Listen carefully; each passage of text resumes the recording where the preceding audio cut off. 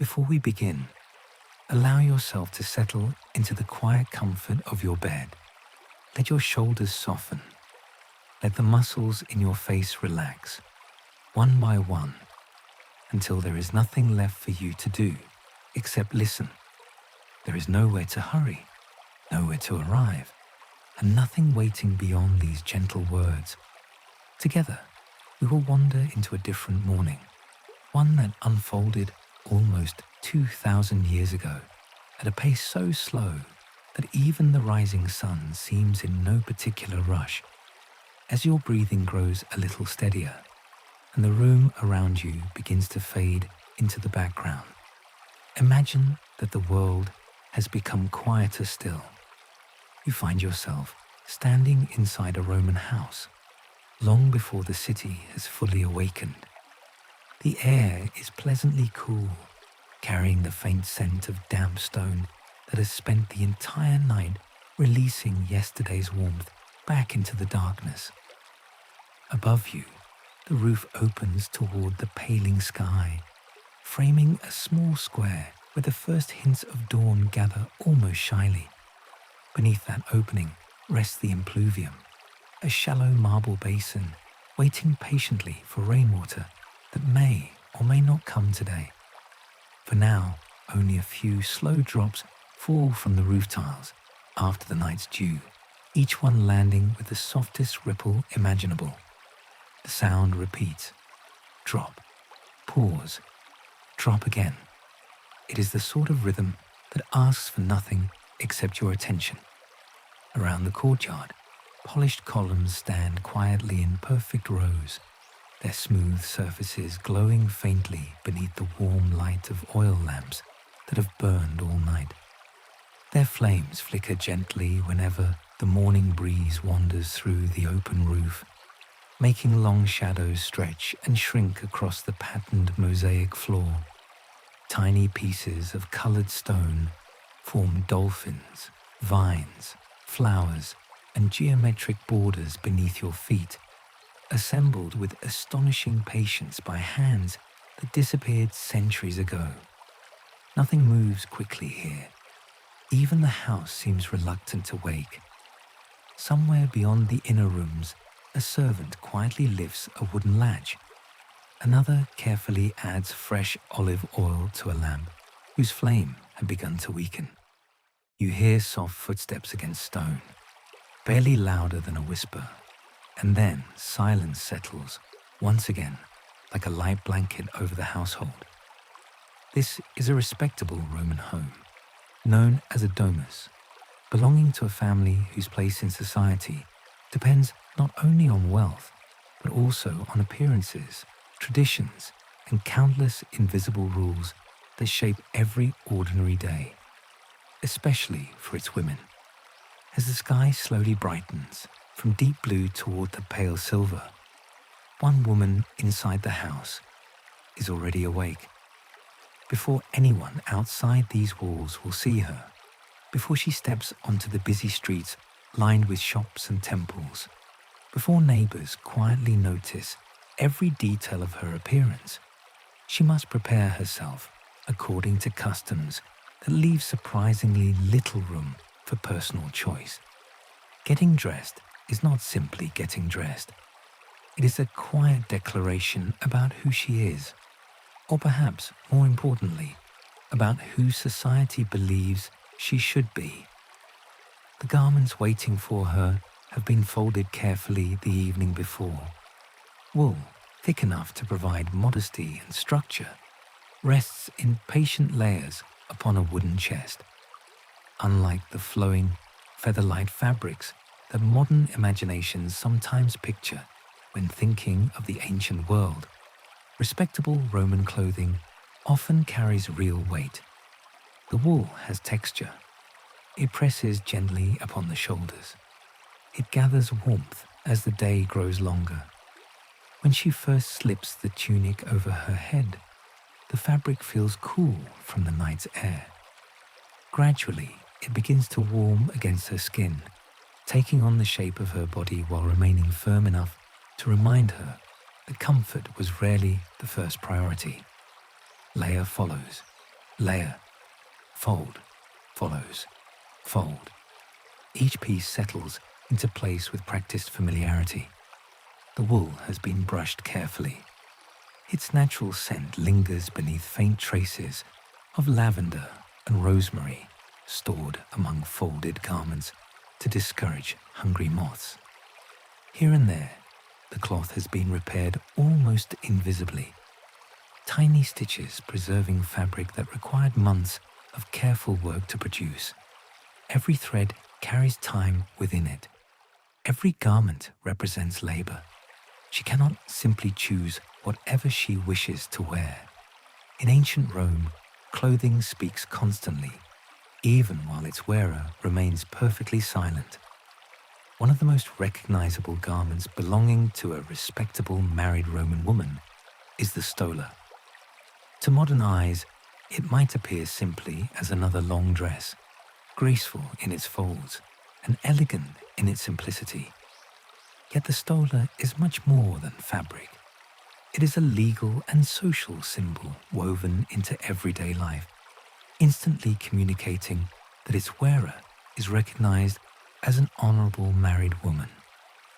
Its meaning is visible before a single word is spoken. To wear the stola without the proper social standing would invite criticism. To lose the right to wear it could bring quiet shame.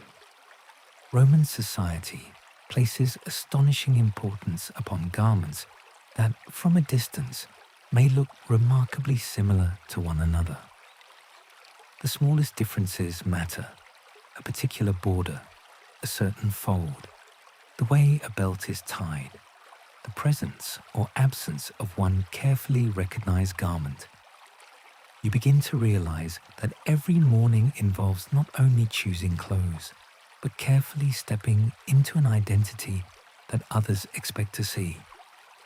The law itself, along with centuries of custom, quietly watches from every doorway. Certain women are expected to wear the stola. Others are forbidden from doing so. The garment becomes something almost larger than the person wearing it, as though the cloth itself carries honor stitched invisibly into every seam. Outside, dawn continues unfolding at its own gentle pace. The courtyard brightens. A small bird lands briefly along the edge of the open roof before disappearing once more into the awakening city. Somewhere nearby, bread ovens begin warming for the day's first loaves. Their comforting aroma slowly drifts through narrow streets, mingling with damp earth, wood smoke, crushed herbs, and fresh water carried from public fountains. Inside the house, another decision quietly awaits: color. Not every beautiful color belongs equally to everyone. Among all the shades known throughout the Roman world, none inspires greater fascination than the rich, deep violet known today as Tyrian purple. It is almost impossible to describe accurately. In one moment, it appears dark like twilight. In another, it catches the light with hints of crimson, blue, and wine. Its extraordinary color comes from countless tiny sea snails gathered along Mediterranean shores. Producing even a small amount of dye demands remarkable effort, making the finished cloth unimaginably expensive. Its rarity becomes its power. Its beauty becomes its restriction. Roman law reserves certain uses of this magnificent purple for those standing at the very highest levels of society. Senators display carefully measured stripes. Emperors surround themselves with ever greater quantities of purple until the color itself begins to symbolize imperial authority. For ordinary women, no matter how wealthy their households may be, wearing too much of this remarkable dye risks crossing invisible boundaries that everyone understands. Clothing, once again, quietly becomes law. Imagine standing before folded fabrics, knowing that one shade carries consequences while another passes unnoticed. Imagine recognizing that beauty itself has limits decided by someone else. The difference between admiration and criticism might be measured not in the garment's shape, but in the narrow ribbon of color running along its edge. It is remarkable how much meaning people can place upon cloth. Today, a favorite jacket might simply feel comfortable. A pleasant sweater may remind someone of autumn mornings. In ancient Rome, however, garments often speak an elaborate social language, announcing rank, family, morality, wealth, citizenship, and reputation before conversation has even begun. Every fold carries information. Every thread becomes a sentence. As morning light slowly fills the courtyard, the marble beneath your feet begins losing its nighttime chill. The oil lamps burn lower now, their tiny flames no longer competing with darkness, but gently surrendering to daylight. Reflections dance across the surface of the impluvium, where another patient drop disturbs the perfectly still water. Drop, pause, drop again. The household continues waking little by little. Someone sweeps the entrance with long, careful strokes. A wooden shutter opens. Pigeons begin their familiar conversations somewhere upon the tiled roofs. The woman adjusts the final folds of her heavy wool garments before draping an outer shawl neatly across her shoulders. Every layer sits exactly where tradition expects it to rest. Nothing is careless. Nothing is accidental. Soon she will step beyond these peaceful walls into streets filled with merchants, neighbors, children, philosophers, laborers, and travelers from every corner of the empire. Many people will hardly notice her face. They will notice her clothing. Without intending to, they will read it almost as easily as written words. The weight upon her shoulders is not merely wool. It is expectation. It is custom. It is reputation, carefully maintained one ordinary morning after another. And as the first golden rays of sunlight finally slip across the quiet courtyard, illuminating the marble columns and turning the still water of the impluvium into polished bronze, another day in ancient Rome begins. Not with grand speeches or dramatic events, but with something much quieter, much stranger, and perhaps far more revealing. It begins with getting dressed exactly as the law, tradition, and countless watching eyes quietly expect. After the final folds of heavy wool have settled into place, the morning is still only beginning. The house remains wrapped in that peaceful hour between darkness and daylight, when sounds travel softly through corridors and every movement seems naturally slower than it will be later. The marble beneath your feet has begun to lose its chill, though it still feels pleasantly cool against leather sandals. Somewhere in the courtyard, another drop of water slips from the roof and disappears into the waiting pool below with its familiar, patient rhythm. Nothing in this house is hurried. There is still one more ritual before the outside world is allowed to see you. You leave the open courtyard and step into a smaller chamber, tucked just beyond the family's sleeping rooms. It is not especially large, yet it feels surprisingly peaceful. The walls are painted with delicate vines climbing across pale backgrounds. Tiny birds perch among painted leaves that will never rustle in the wind.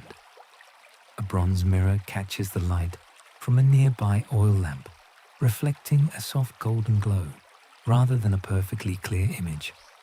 Roman mirrors are never completely honest. Their polished bronze gently blurs every face. Perhaps that is kinder, perhaps not.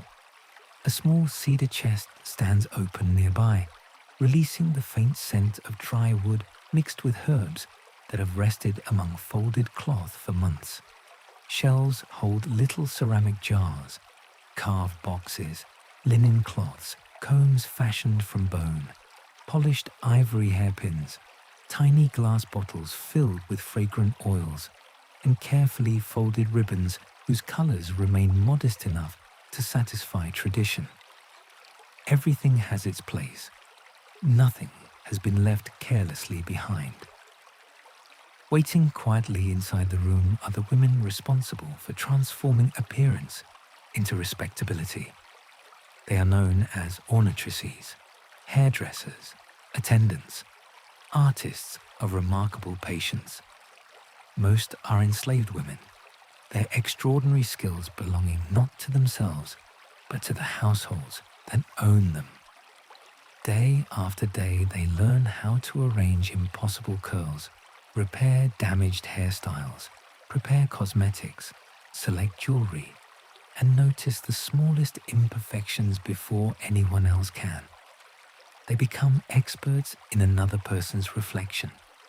It is curious to think that some of the most admired hairstyles in ancient Rome existed because women whose own lives offered very little freedom possessed astonishing talent with their hands.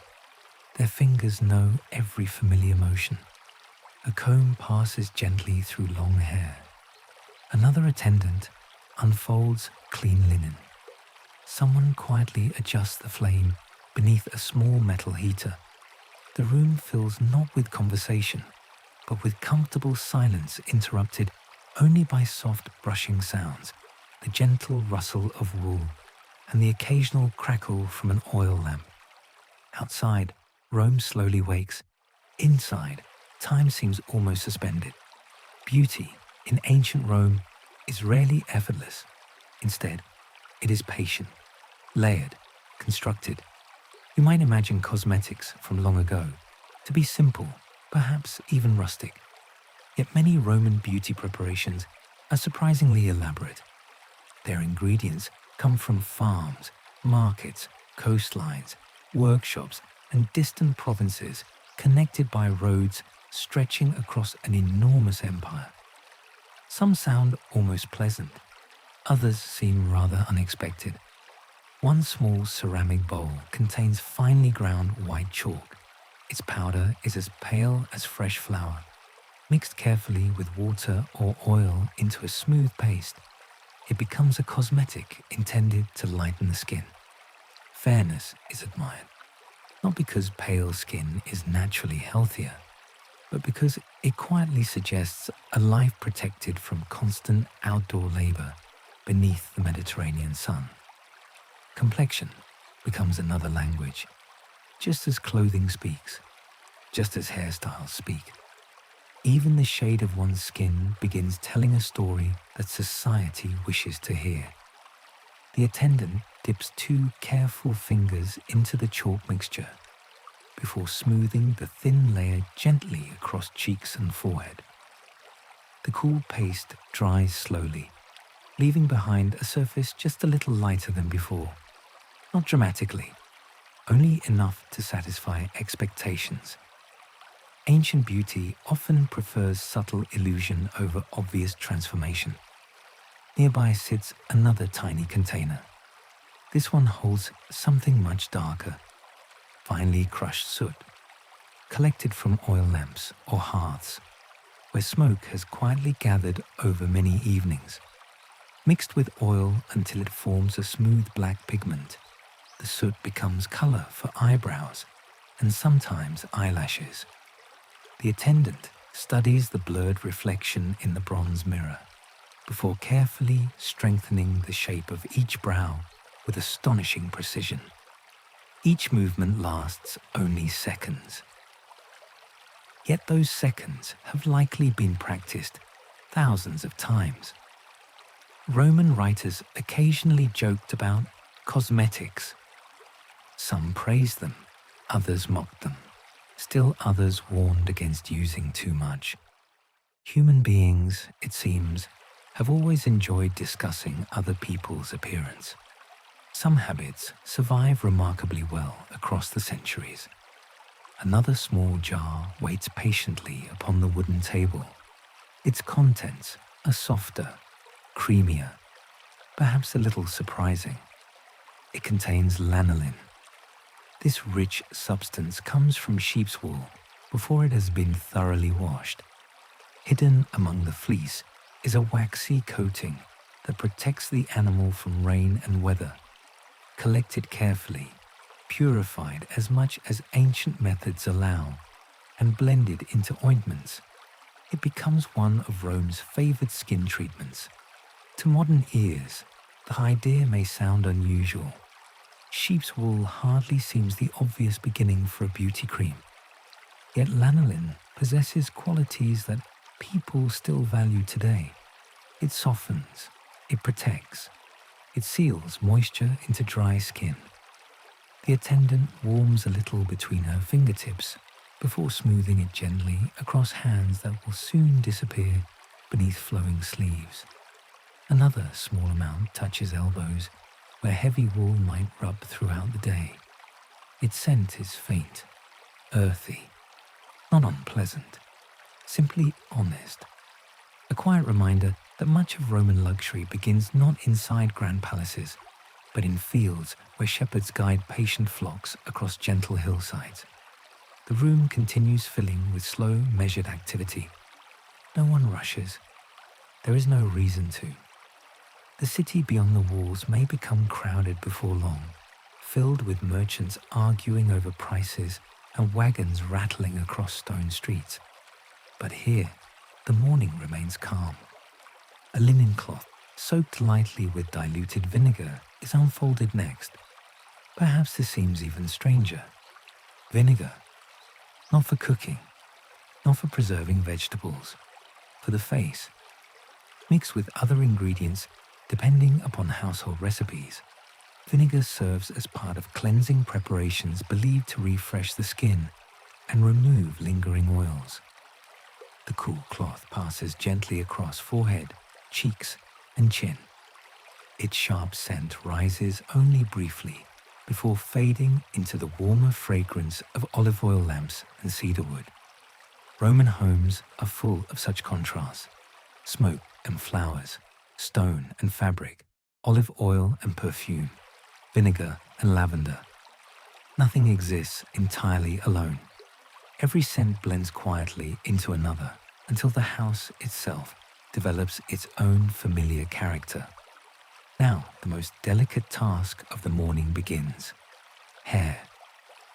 Roman hairstyles are famous for extraordinary complexity, especially during certain periods of the empire when elaborate curls rise in careful layers above the forehead like carefully arranged architecture. Such beauty demands remarkable patience. It also demands heat. One attendant reaches toward a small charcoal brazier, standing safely upon stone tiles. Resting beside it is a slender brass curling iron, known as a calamistrum.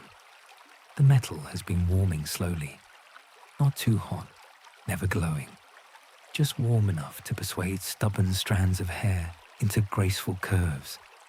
The attendant tests the temperature against a scrap of cloth before allowing it anywhere near its owner's head. Experience teaches caution. Hair is divided carefully into narrow sections, one lock at a time, wrapped gently around the heated brass, held, counted, released. Another section follows, then another. The process continues with almost meditative repetition.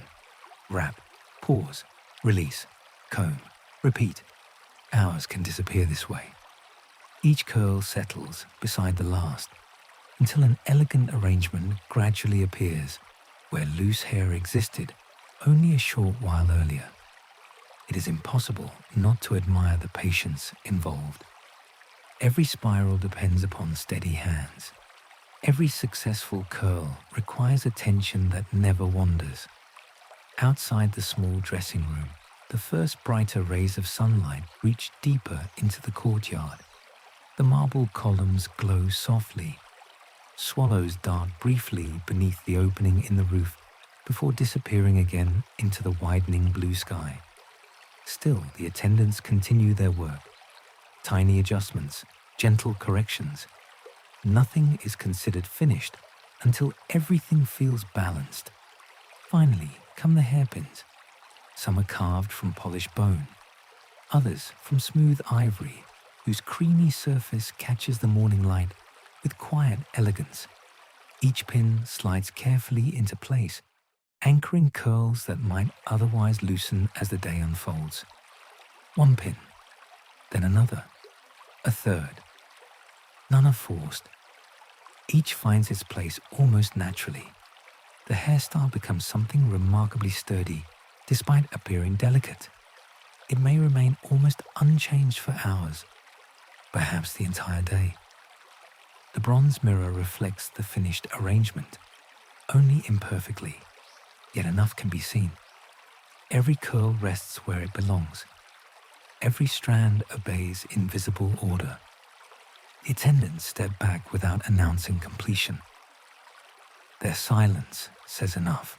This entire morning ritual, lasting far longer than many modern people might expect, exists for reasons extending beyond simple vanity.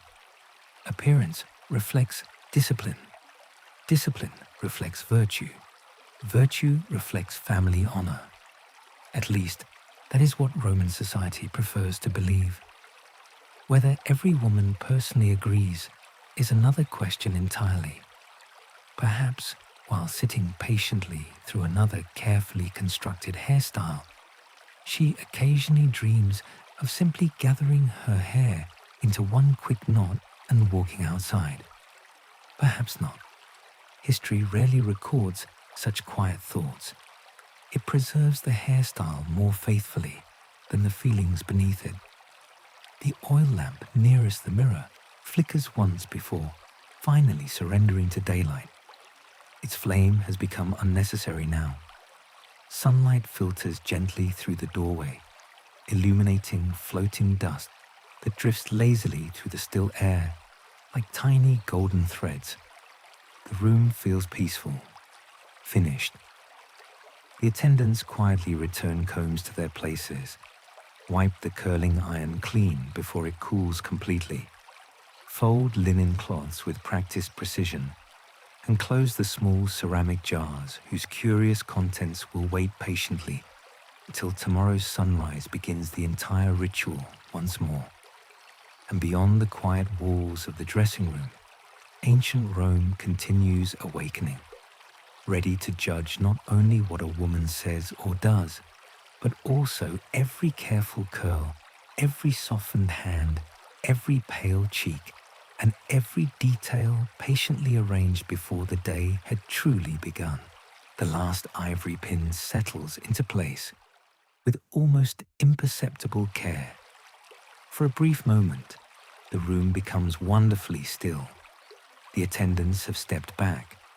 The small ceramic jars have been closed. The curling iron has been laid aside to cool, and the soft glow of the oil lamps has finally surrendered to the growing daylight. Through the doorway, the quiet sounds of the household drift inward once more.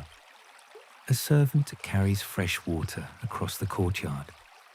Somewhere nearby, bread is broken for the morning meal. A dove coos from the edge of the open roof before taking flight into the brightening sky. Everything is ready, or nearly everything. For before a respectable Roman woman crosses the threshold, separating the private peace of the home from the endlessly watchful world outside, there remain other preparations that no mirror can reflect. Some of them are invisible, yet they are every bit as real as the heavy wool resting upon her shoulders. Roman society draws a careful line between the household and the streets beyond it. Inside the domus, a woman may oversee servants, organize the household stores, supervise weaving, manage meals, educate young children, and keep an entire home running with remarkable skill. Visitors may admire her efficiency. Family members may rely upon her judgment every single day. Yet beyond those familiar walls, the law quietly reminds her that ability and authority are not always considered the same thing. One of the strangest features of Roman life is something called tutela. The word itself sounds almost gentle. It simply means guardianship, but its presence stretches silently across countless ordinary moments. Even an adult woman of respectable standing could, depending on her legal circumstances and the period of Roman history, require the oversight of a male guardian for certain formal legal or financial acts. That guardian might be her father, a close male relative, or another man appointed for the purpose. The exact rules changed over the centuries, and wealthy women sometimes gained considerable practical independence, yet the old principle remained surprisingly persistent. It is an odd contradiction. A woman may possess intelligence, experience, and careful judgment developed over decades. She may oversee a household larger than many small villages. She may understand the value of land, the cost of grain, and the habits of every merchant who visits her door. And still, when certain legal documents require approval, another person's name quietly stands beside her own, not because she lacks understanding, because tradition says it should be so. You can almost imagine the rhythm of daily life adjusting itself around such expectations. Not dramatically, not loudly, simply through countless small accommodations. A purchase delayed until a guardian is available. A legal agreement waiting another day. A document resting unopened upon a cedar table until the proper witness arrives. History often remembers great laws because they changed empires. Yet these quieter rules shape breakfasts, conversations, afternoon errands, and ordinary mornings. They shape waiting.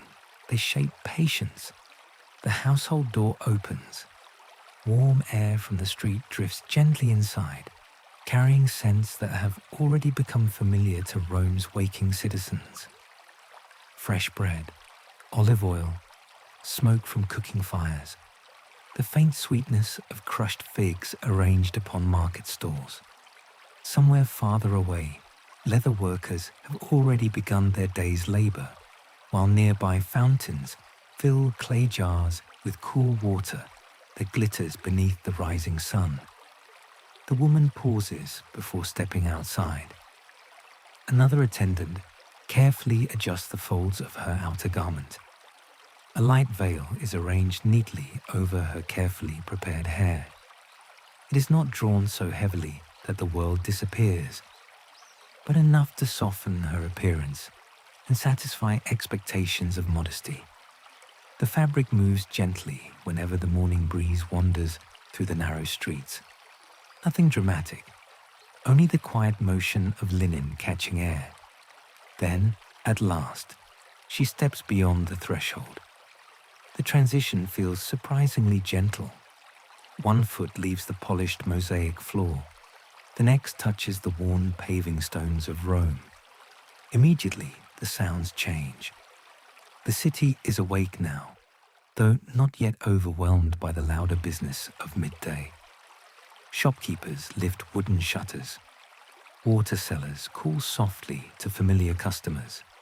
Sandals strike stone with steady rhythms that echo between tall buildings. Somewhere nearby, a mule shakes its harness, causing little bronze fittings to chime together with unexpected delicacy. The streets themselves seem to breathe. People move with quiet purpose. No one appears hurried. At least not yet. You begin walking alongside her, following streets that gradually widen toward one of the most remarkable public spaces in the ancient world. The Forum, not the dramatic forum of triumphal processions described in history books. Not the Forum crowded by political speeches or roaring crowds.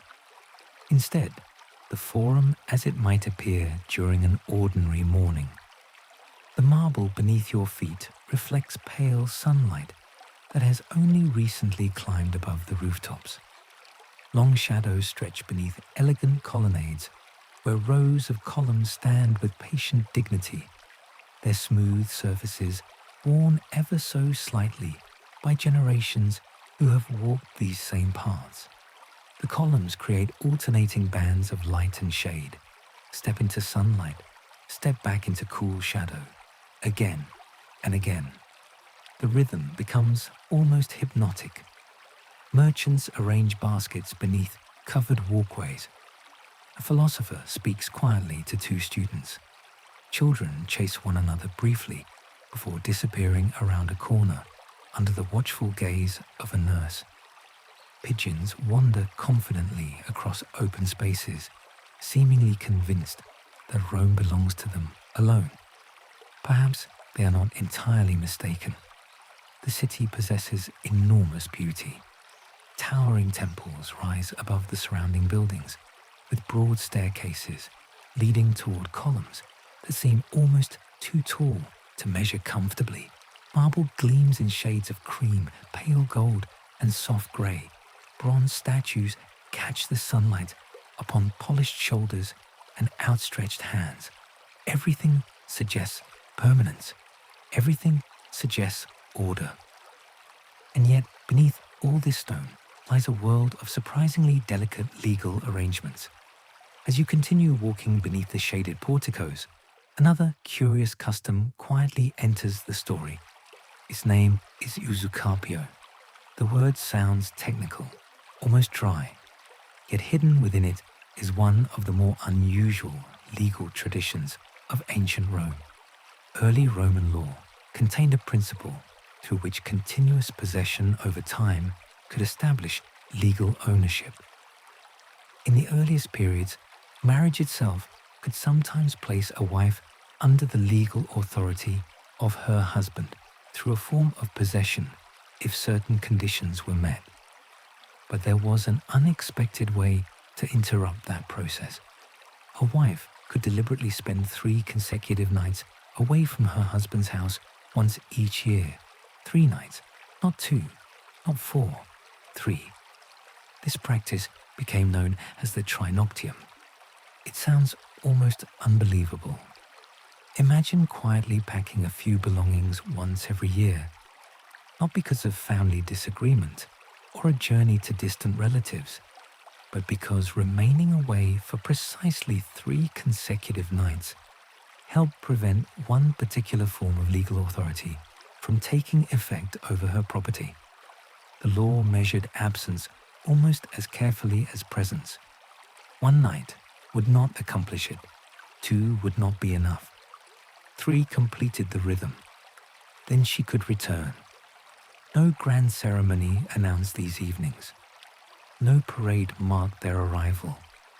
Instead, somewhere within the ordinary turning of the seasons, a woman might simply spend several peaceful nights elsewhere, perhaps with members of her own family, before coming home again. The purpose was deeply practical. By observing this curious custom, she could preserve greater separation between her own legal property and her husband's authority under that older form of marriage. It is extraordinary how something so significant could appear so ordinary from the outside. Neighbors might simply think she was visiting relatives. History knows another story was quietly unfolding beneath those familiar visits. Law often hides itself inside routine. The shaded walkway continues before you. Sunlight filters between columns in bright rectangles that slowly drift across the paving stones as the morning advances. Every few moments, a cool breeze wanders through the portico, carrying the scent of cypress trees from distant gardens and the faint mineral fragrance of fresh-cut marble, where craftsmen continue repairing one public building or another. The city feels immense, yet your walk remains peaceful. A few women pass in the opposite direction, each wrapped in carefully arranged garments, each moving with measured confidence born from long familiarity with these streets. Their veils shift gently in the breeze. Their sandals make quiet sounds upon the stone. You wonder what invisible rules accompany each of them, what documents wait at home, what annual journeys have become ordinary, what conversations about guardians, inheritances, contracts, or property have unfolded quietly around family tables. History often celebrates emperors issuing magnificent decrees, but these quieter legal customs shape ordinary mornings far more often than imperial speeches ever could. A father signs, a guardian witnesses, a wife remembers the calendar. 3 nights approach. Life continues. The marble beneath your feet has grown warmer now. The early coolness of dawn is giving way to the comfortable warmth of morning, though the deep shade beneath the colonnades still offers welcome relief. Above, strips of brilliant blue sky appear between rooftops and temple pediments. The city hums softly without ever feeling rushed. And as you continue this gentle walk through Rome's graceful architecture, surrounded by columns that have watched countless generations come and go, it becomes clear that some of the strangest rules in ancient life were not the loudest ones. They whispered. They hid themselves in ordinary departures, familiar walks, and 3 quiet nights away from home. So quietly, in fact, that they became part of the steady rhythm of daily life itself. By now, the morning has unfolded almost completely. The bright, slanting light that first touched the marble roofs has climbed higher into the sky, softening the long shadows beneath the forum's colonnades. The crowds have grown a little fuller, though they still move with the steady rhythm of ordinary business rather than urgency. Merchants continue arranging baskets of olives and figs. A fountain pours its endless stream into worn stone basins. Somewhere beyond the surrounding buildings, you hear the distant tapping of a mason's hammer, each strike separated by long, comfortable pauses. The city has settled into its day, and so, quite gently, you find yourself making the familiar walk back toward the quiet shelter of the house. The great wooden doors close behind you with a deep, reassuring sound. Immediately, the noise of the streets becomes softer. The air changes once again. Inside the domes, it is cooler. The marble floors have escaped the growing warmth outside, and the scent is different here. Olive oil burns steadily in small lamps tucked into wall niches. Rosemary hangs drying from wooden beams. Fresh bread rests beneath linen cloths. Somewhere nearby, crushed mint has been added to a bowl of water, releasing a clean fragrance that mingles with beeswax and polished cedar. The courtyard welcomes you with its patient silence. Water still falls, one careful drop at a time, into the impluvium. Nothing seems to hurry. Yet even within this peaceful home, there are customs that might seem rather surprising to modern eyes. Some are so ordinary to those living here that they are scarcely questioned at all. One concerns wine. Today, wine often accompanies celebrations, conversations, or quiet evening meals without attracting much attention. In ancient Rome, however, attitudes toward wine depended very much upon who was drinking it, how it was prepared, and sometimes whether the drinker happened to be a man or a woman. For respectable Roman women, especially in earlier periods of Roman history, tradition looked rather cautiously upon the drinking of strong, unmixed wine. The old stories surrounding this custom vary, and historians continue to debate how strictly such rules were enforced across different centuries. Customs softened over time. and practices almost certainly differed between households. Still, the tradition itself lingered in Roman memory, and one detail, repeated by several ancient writers, remains especially curious. Male relatives were sometimes expected to greet female family members with a kiss, not always as a gesture of affection, not entirely, but as a quiet way of detecting the scent of wine upon the breath.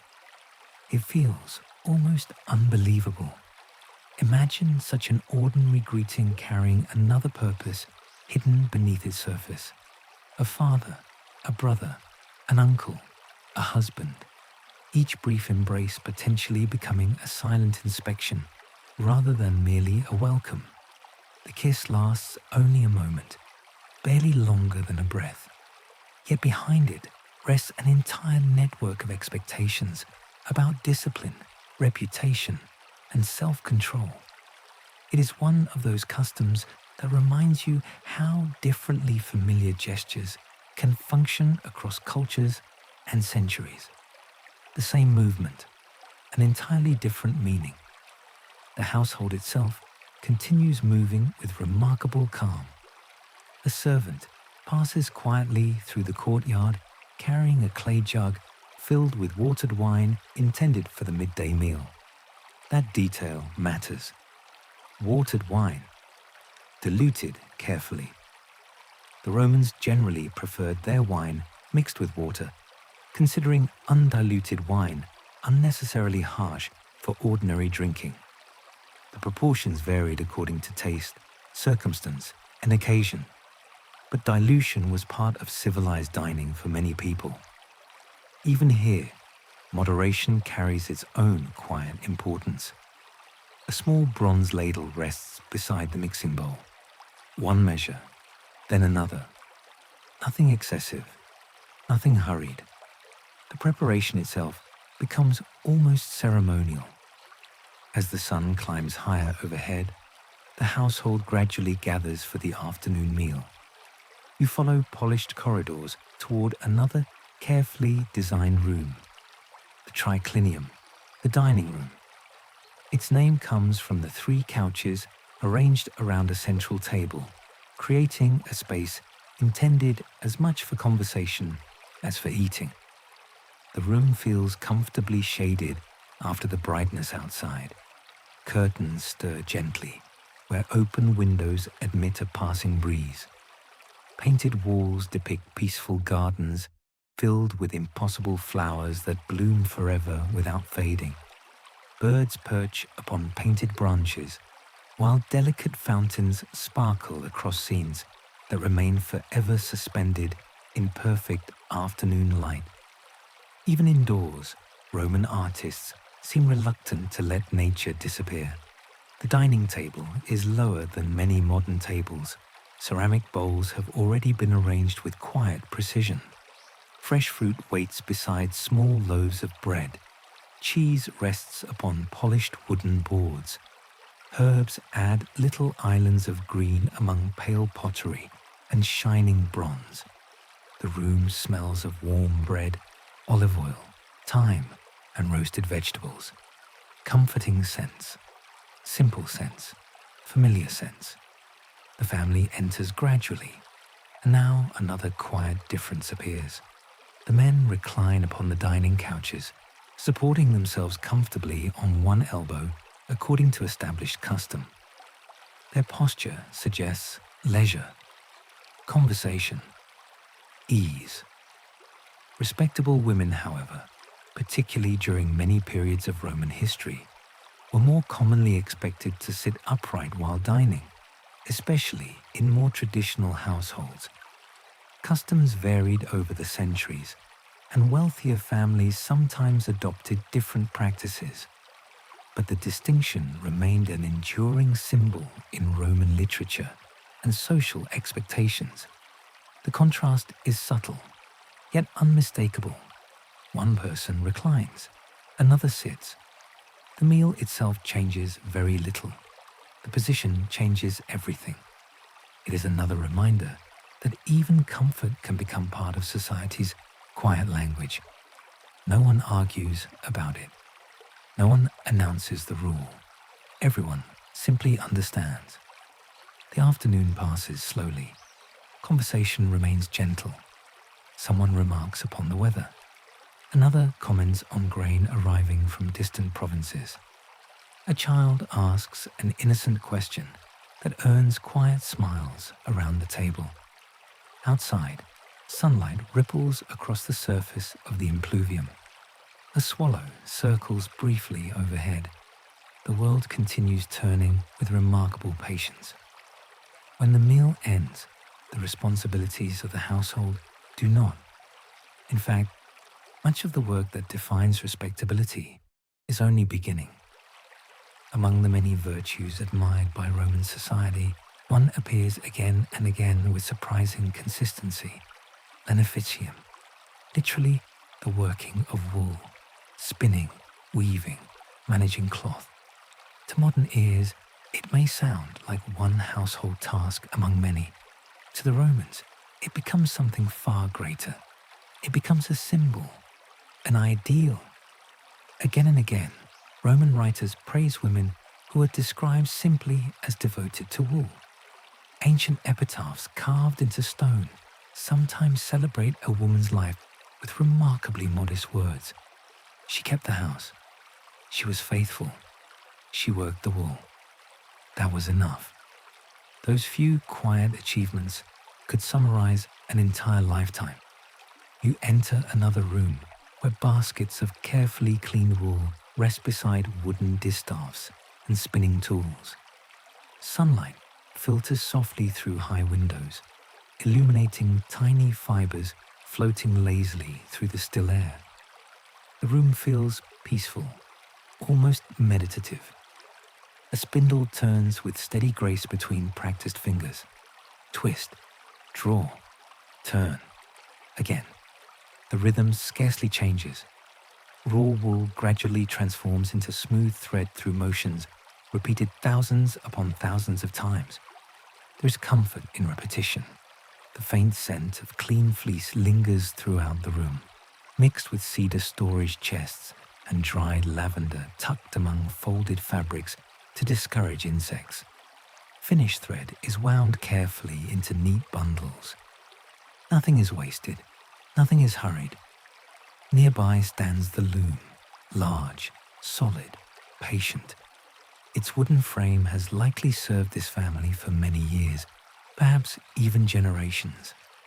Warp threads stretch vertically in perfect order, while the shuttle passes back and forth with quiet certainty. Each movement produces only the gentlest sound: wood touching wood, thread tightening, a soft tap, then silence again. The fabric grows almost imperceptibly. An hour passes, another. Only then does the cloth appear noticeably longer. Some of history's most important work has always advanced this slowly. Yet wool is only one part of the household, entrusted to careful management. Beyond the weaving room lies the pantry. At first glance, it appears wonderfully ordinary. Shelves line the walls from floor to ceiling. Clay jars stand neatly arranged according to size. Baskets hold onions, garlic, dried beans, lentils, nuts, and carefully stored grain. Amphorae filled with olive oil and wine rest securely against the coolest walls. Bundles of herbs hang upside down from ceiling beams. Bay leaves, oregano, thyme, sage. Each releases its own quiet fragrance whenever the afternoon air stirs gently through the room. The pantry is more than storage. It is planning. It is memory. Someone must remember which jar was opened first, which grain should be used before another, how much oil remains until harvest, whether enough preserved fruit will last through winter, whether dried herbs have retained their fragrance. These decisions rarely appear in dramatic histories, yet entire households depend upon them. Quiet competence leaves surprisingly little trace in history books. It simply allows everything else to continue. The woman moves calmly from shelf to shelf, observing rather than rushing.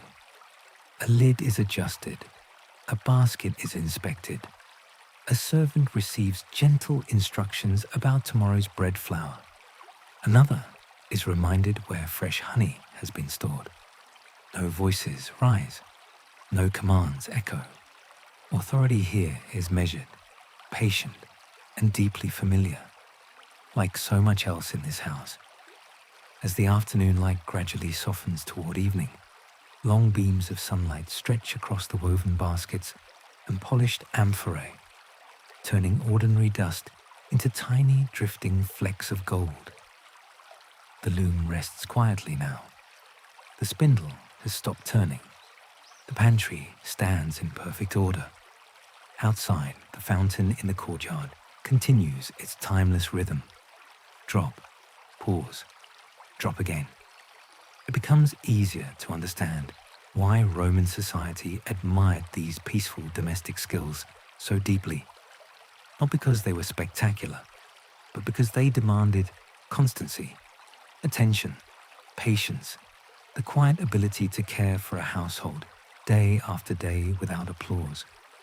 These were the virtues most often celebrated, not grand speeches, not dramatic victories, simply wool carefully spun, stores carefully managed, meals thoughtfully prepared, and a home that greeted every returning family member with calm order.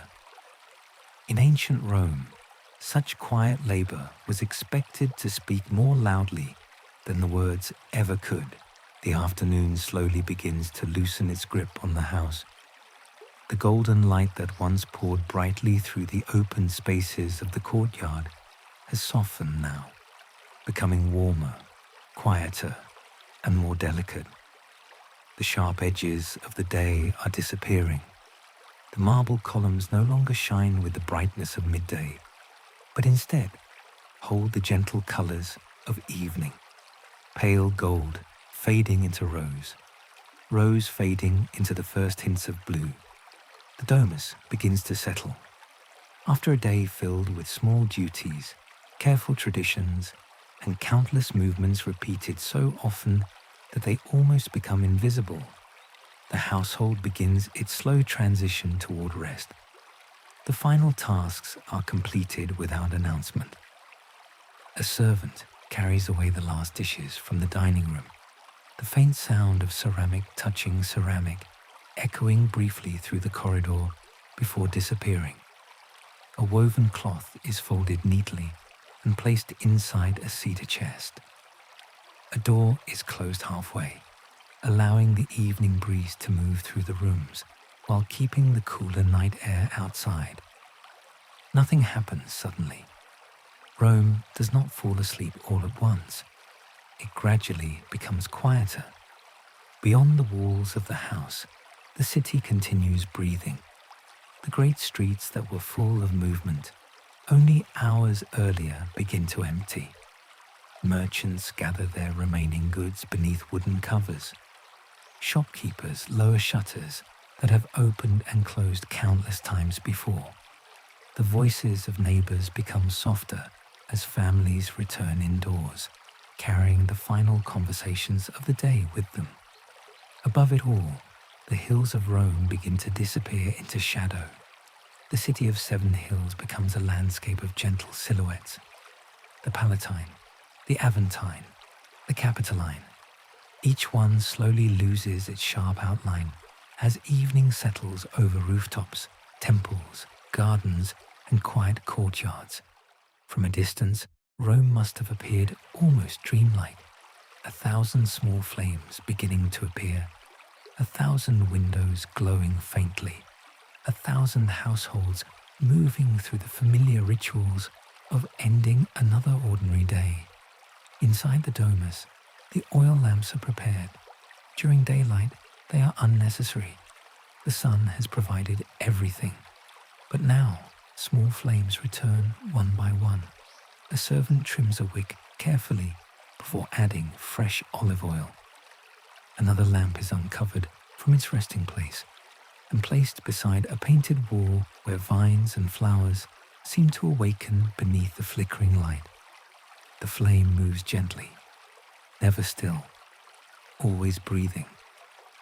The Romans understood this small movement well. Fire was never truly silent. It whispered, it trembled, it created tiny shifting shadows that made even familiar rooms feel slightly different after dark. The courtyard changes completely beneath lamplight. The mosaic floor that appeared bright and detailed during the morning now becomes softer, its patterns partially hidden beneath warm shadows. The surface of the impluvium reflects the small flames above it, transforming the quiet pool into a second sky filled with tiny golden stars. The water continues its patient rhythm. Drop, pause, drop again. The same sound that welcomed the morning now accompanies the evening. The same house, the same courtyard, a different moment in time. Near the sleeping rooms, linen curtains move gently in the evening breeze. They are thin enough to allow air to pass through, but heavy enough to create a sense of privacy and comfort. Their soft movement makes a quiet, rustling sound, almost like distant waves. The fabric lifts, settles, lifts again. Nothing dramatic, nothing demanding attention, just a simple movement of cloth responding to air. There is something deeply familiar about such a sound. Even after thousands of years, a curtain moving beside an open window still carries the same peaceful suggestion. The day is ending. You are safe indoors. The outside world can wait until tomorrow. The women of the household who spent the morning carefully arranging their appearance now begin removing the layers that defined their public identity. The heavy wool garments are loosened. The carefully arranged hair begins to relax. The jewelry is placed back into its small wooden boxes. The pins are removed one by one and returned to their familiar resting places. After hours of being shaped according to tradition, the body finally returns to something simpler. A comfortable garment, a quiet room, a familiar bed. The elaborate rules of the outside world become distant again. The stola, the veils, the carefully chosen colors, the expectations attached to every fold of fabric. For a few peaceful hours, they all disappear into the darkness of the sleeping house. Perhaps this is one of the most human moments in all of history. Not the ceremonies, not the laws, not the grand buildings, but the simple moment when someone removes the clothing required by the world and returns to the comfort of the home. Ancient Rome often feels impossibly distant. Its marble temples, its military roads, its emperors and monuments. Yet behind all of those things were ordinary evenings, much like this one. People growing tired, people seeking quiet, people finishing their final tasks before sleep. A lamp being lowered, a door being closed, a blanket being adjusted, a familiar voice speaking softly in another room. The details change. The feeling remains. As the night grows deeper, even the city outside begins to soften. The footsteps in the streets become fewer. The voices fade. The sounds of carts and animals disappear into the distance. Only occasional reminders remain. A guard walking somewhere beyond the walls. A distant fountain continuing its endless flow. The faint call of a night bird. The quiet movement of someone passing through a hallway. Rome, for a few hours, belongs to silence. The same city that seemed enormous during the day now feels smaller, closer, almost peaceful. The towering architecture, the endless streets, the crowded markets, and the busy public spaces all become distant memories until morning returns. Inside the domus, the last lamp burns lower. The flame becomes smaller, softer. A servant carefully covers it, leaving only a faint glow before darkness settles completely. The courtyard rests, the columns rest, the water rests. The entire house seems to breathe more slowly, and somewhere within these ancient walls, beneath ceilings painted with forgotten colors, someone lies down after another ordinary Roman day. A day shaped by rules that seem strange now. A day filled with customs that belong to another world. A day of heavy wool, careful cosmetics, guarded decisions, quiet walks, woven threads, measured meals, and countless small responsibilities. Yet beneath all of those unfamiliar details was something wonderfully familiar. The desire for a peaceful home, the comfort of routine, the gentle satisfaction of knowing the day's work is finished, the feeling of being surrounded by familiar objects and familiar sounds, the same feeling that exists when evening arrives today, when lights are lowered, when curtains move softly in the night air, when the world outside becomes quieter, when there is finally nothing left to accomplish. So allow yourself to remain here for just a little longer. Imagine the cool marble beneath your feet becoming distant. Imagine the courtyard fountain becoming softer. Imagine the oil lamp beside you growing dimmer and warmer until even its tiny flame feels like a memory. The sounds of ancient Rome drift farther away. The footsteps, the voices, the movement of the streets, all becoming quieter, all becoming softer, until there is only stillness, only the gentle rhythm of breathing, only the peaceful knowledge that another day has ended. And as the ancient house settles into the night, as the curtains continue their slow dance in the breeze, and as the stars appear above the quiet hills of Rome, you can let yourself rest. You do not need to carry the worries of tomorrow into this moment. You do not need to follow every thought that passes. You can simply remain here, in this small space of calm, surrounded by the timeless comfort of evening. The Romans who lived within these walls are long gone. Their voices have faded, their footsteps have disappeared, but the quiet moments they knew, the warmth of home, the softness of night, the peaceful ending of an ordinary day, still belong to everyone. So close your eyes.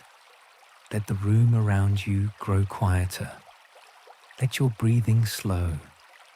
Let the night carry you gently onward, and may you have a deep, peaceful, and truly restful sleep.